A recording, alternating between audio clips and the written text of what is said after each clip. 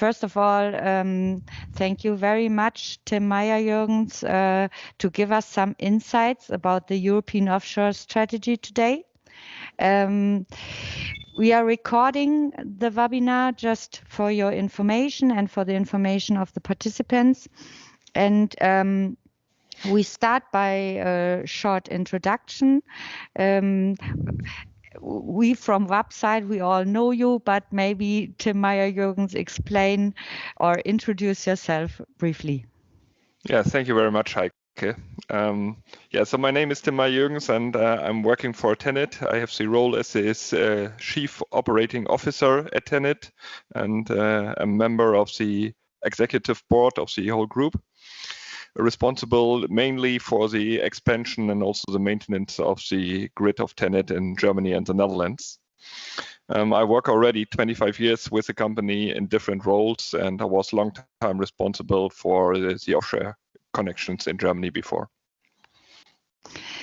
To conclude, you really have a lot experience to talk about the topic of the European Offshore Strategy. We just recently see the new European Offshore Strategy with the aim of 300 gigawatt. And with this strategy for renewable energies at sea, the EU Commission has shown how the potential of renewable energies at sea can be used to achieve the goal of climate neutrality by 2050. She estimates that 300 gigawatt of offshore wind and 40 gigawatt of other offshore renewable energy technologies would have to be installed in European waters by 2050 in order to achieve this goal. From your perspective or from a transmission system operator's perspective, can we really achieve this goal in Europe, and what are the main challenges? Yeah, to say it with the words of a former president of the US, I would say, yes, we can. Of course, the goal is very ambitious and we definitely need everybody to support it. But from a technical perspective, I'm convinced that this is possible and that we will be able to manage it. Important is, of course, that we think from the beginning in a European perspective and not only from a national angle. And that we coordinate an international rollout, because that's the only way for me how we can achieve these ambitious goals. And where do you see the challenges? Yeah, so from my perspective, one of the main challenges is indeed the regulatory framework. If you look how it's organized currently, then we have in each national state, we have different frameworks which are applicable. And for me, this is really one of the main challenges. We have to harmonize a framework that, on the one hand, for us as a grid operator, but also on the other side, from the generation side, that also we have market models which fit together. Because otherwise, we always get stuck in a cost-benefit discussion between the different member states of the EU. So therefore, we really need a joint common framework here for all. This strategy focused a lot on the hybrid projects, and we try to understand or to explain a bit why they play such an important role in the strategy, and how will they change the game? Yeah. You know, we started already more than 4 years ago with this hybrid connections, and at that time, most of the people were not really taking us serious. But first of all, I think this cross-border connections are very important to give us more flexibility in the system and also to build up a more resilient system. And another important aspect is, of course, the affordability of the energy system.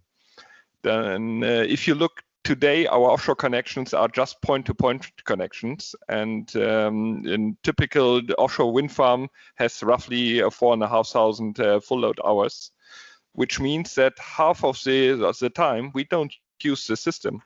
This is, of course, not very efficient. And once we start to interconnect those connections, we could use this system to the full extent at every time. So I think this will be much more efficient, drives the costs down, and give us a chance for a really affordable energy system for all of us. And can you explain a bit the difference in the model itself when you have an interconnection compared to a normal offshore wind farm, just to understand it a bit better? Yeah, so in the offshore area, we are mainly talking about DC connections, which is different than what we know from onshore, where our energy system is built on an AC grid connection system. So in the AC area, we are used to a mesh grid, while offshore we have currently only point-to-point connections. And by interconnecting those offshore connections, you'll be able to transfer power from one to the other. You can react on the problems in the grid. You'll be also able to balance out different wind fronts in different areas. So you get more resilience, and at the same time you can use these connections not only for the connection of the wind farms, but also for the market. That means there is supposed to be a capacity only for this market role of the interconnectors, yes? Yeah, this is one of the hurdles we currently see in the regulation. So there is a rule for interconnectors that 70% of the capacity of an interconnector must be available for the market.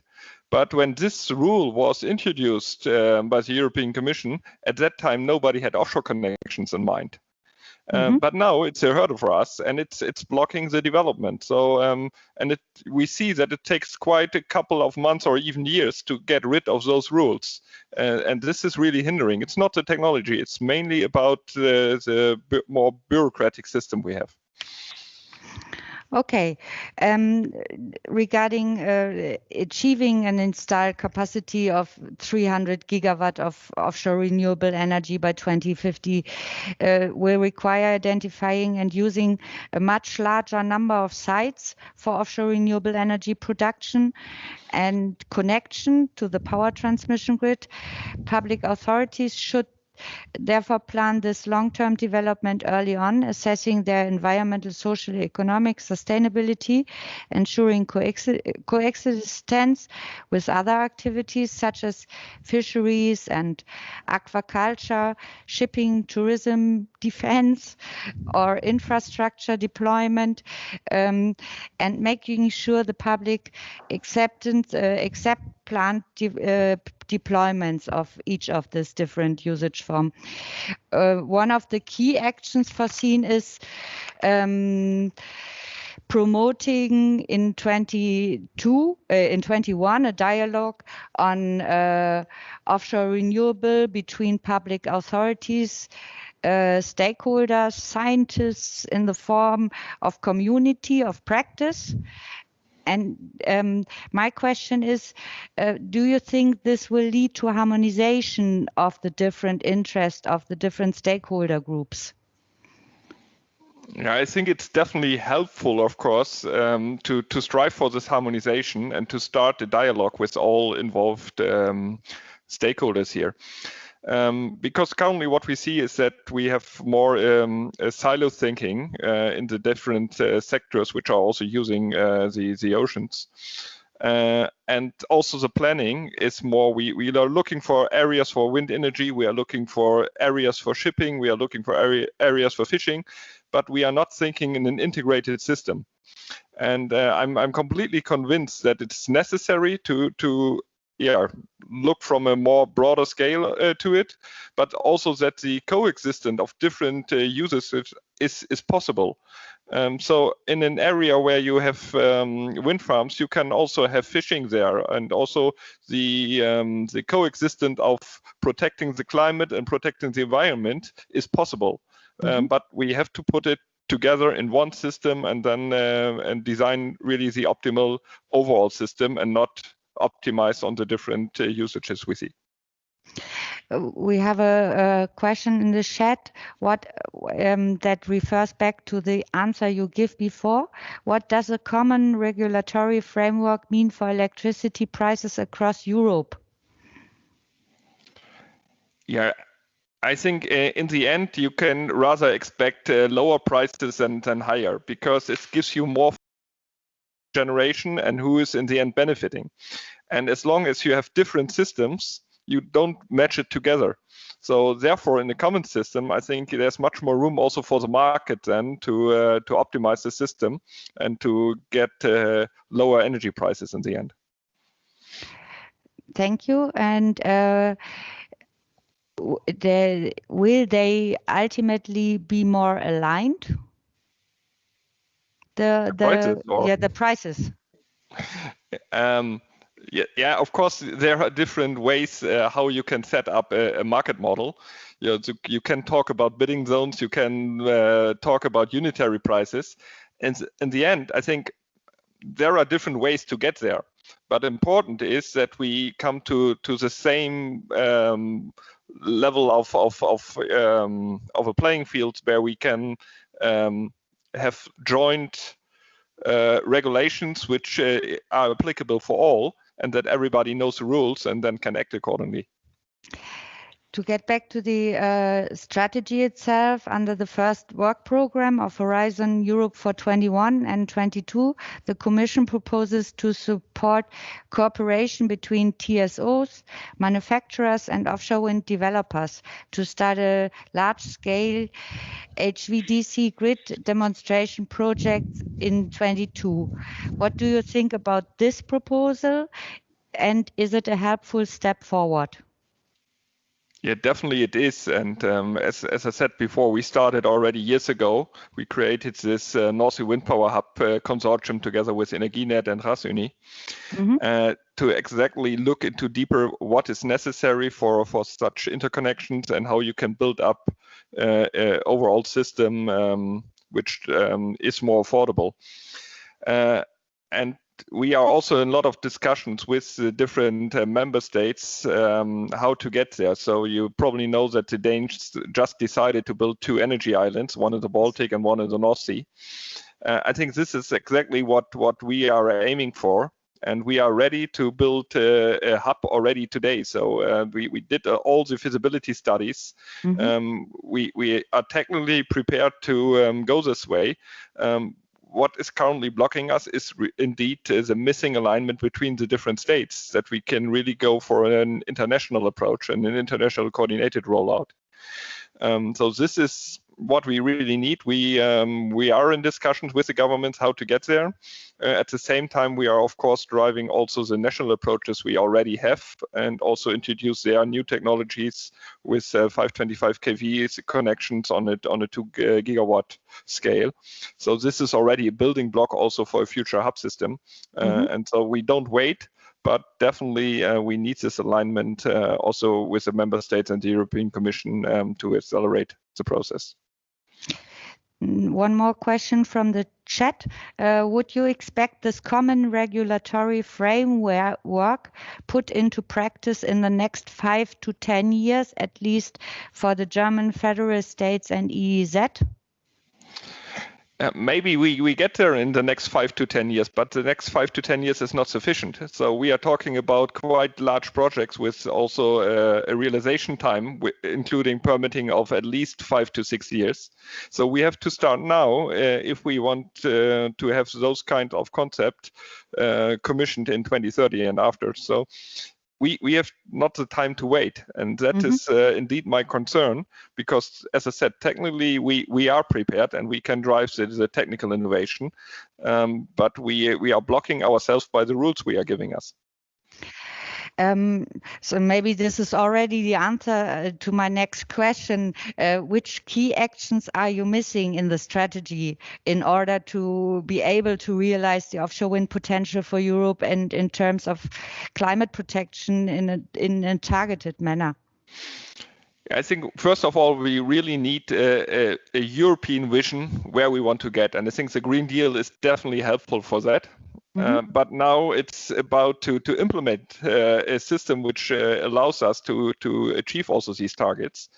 And there I see that the discussions are much too slow to be able to reach this ambitious targets by 2050. So that is probably the most important point where we have to focus on to find a system in a at least cross-border approach, better directly on a European scale, to allow us to come to common market models, to common regulatory frameworks, which allows the expansion of the grid.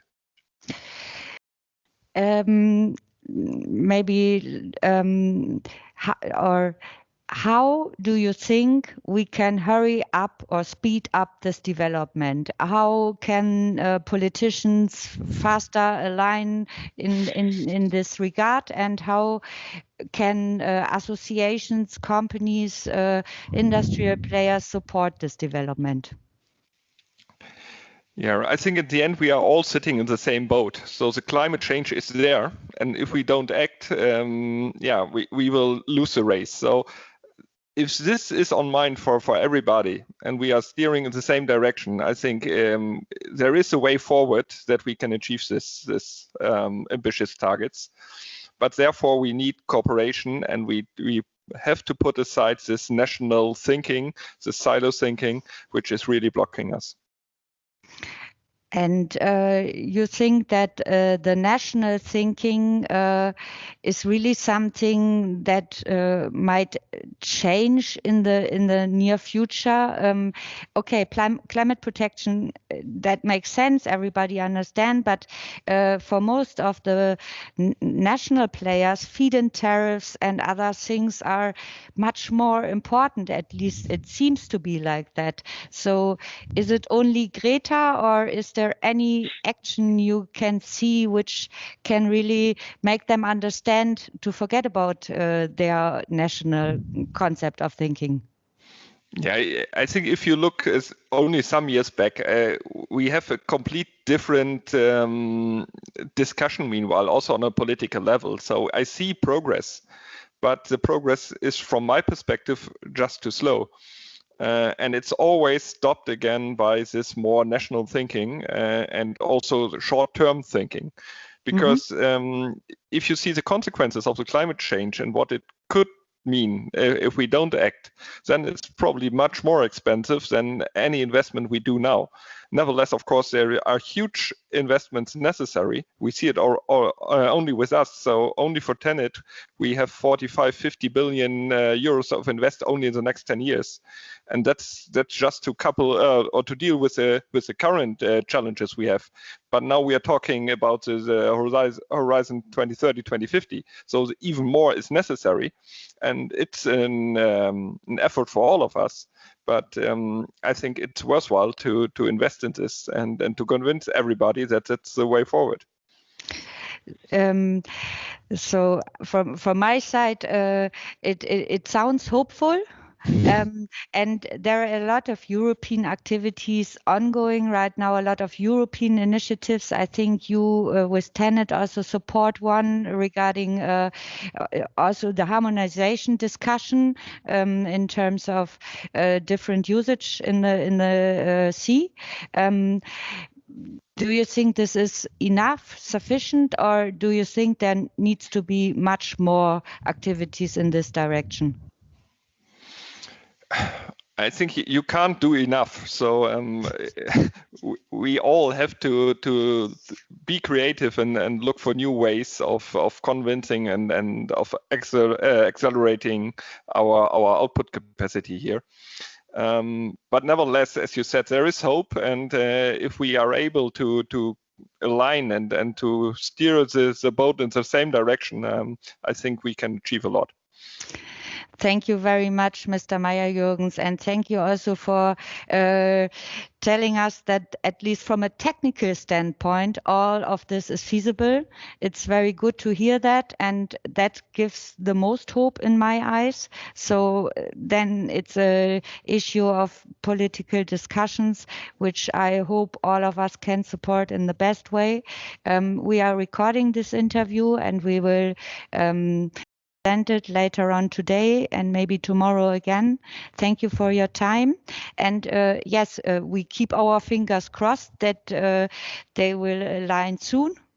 And we are very grateful of TenneT's action in the right direction, and also that you try to realize it, these solutions as fast as you can. Thank you very much, Tim Meyerjürgens. Thank you. Have a good day. You too. Bye. Bye-bye.